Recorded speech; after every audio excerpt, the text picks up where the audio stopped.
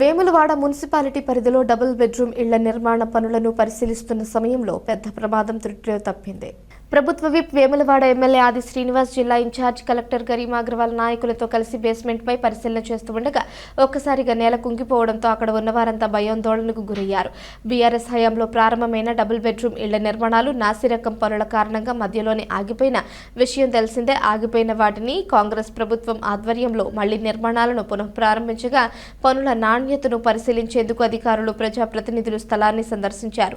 ఈ నేపథ్యంలో విచారణ జరుగుతూ ఉండగానే బేస్మెంట్ ఆకస్మికంగా కుంగిపోవడంతో ఒక్క క్షణం వాతావరణం ఉద్రిక్తంగా మారింది. అదృష్టవశాత్తు ఎలాంటి ప్రాణ నష్టం జరగలేదు.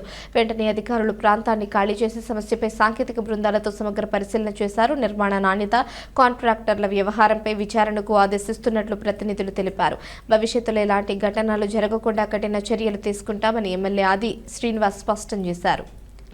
గత బీఆర్ఎస్ ప్రభుత్వ హయాంలో నాణ్యత లేని కట్టడాలు కడుతున్నారు, అక్రమార్జనకు తెరదీసినరు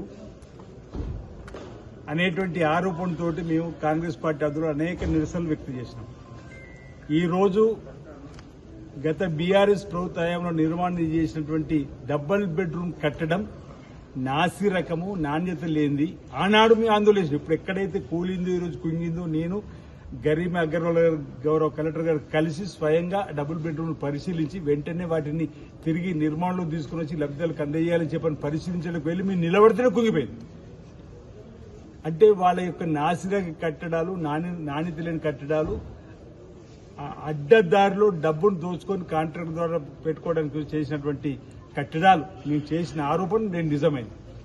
కాళేశ్వర భక్తులకు మెరుగైనటువంటి కార్యక్రమాలు 76 కోట్లతో చేపట్టేటువంటి కార్యక్రమాన్ని కూడా స్వయంగా భారీ యంత్రంతో చెన్నై నుంచి వచ్చినటువంటి యంత్రం ద్వారా చేసే పనులు స్వయంగా పరిశీలించడం, భీమేశ్వరాలకు వచ్చేటువంటి భక్తులకు మెరుగైన రీతిలో క్యూ లైన్లను వచ్చే భక్తులు త్వరితగతిన శీఘ్రతరంగా స్వామివారి భీమేశ్వర స్వామి ఆలయం, అదే రావిచెట్టు దగ్గర కూడా వచ్చేటువంటి భక్తులకు స్వామివారిని తెరపై దర్శించుకునే కార్యక్రమం సంబంధించినటువంటి అన్ని ఏర్పాట్లు కూడా ఈరోజు పరిశీలించి రావడం జరిగింది. ఈ క్రమంలో ఇది అయితే డబుల్ బెడ్రూమ్ దగ్గర సంఘటన జరిగింది, ఎవరికి ఏమీ జరగలేదు. కానీ గత బీఆర్ఎస్ ప్రభుత్వం యొక్క కుయుక్తులు ఈరోజు ఈ కూలిన దాని పట్ల, కుంగిన దాని పట్ల బయట ప్రపంచానికి మరోసారి తేడతెలియమైందని చెప్పి వారి అవినీతి అక్రమాలు, వారికి ఏవైతే అభివృద్ధి మాటను తీసుకున్నటువంటి నజరాళ్లు, ఈ నిర్మాణం నాసిరకం నిర్మాణాలు ఈరోజు మరోసారి బయటపడ్డదని చెప్పని నేను చెప్పదలుచుకున్నాను.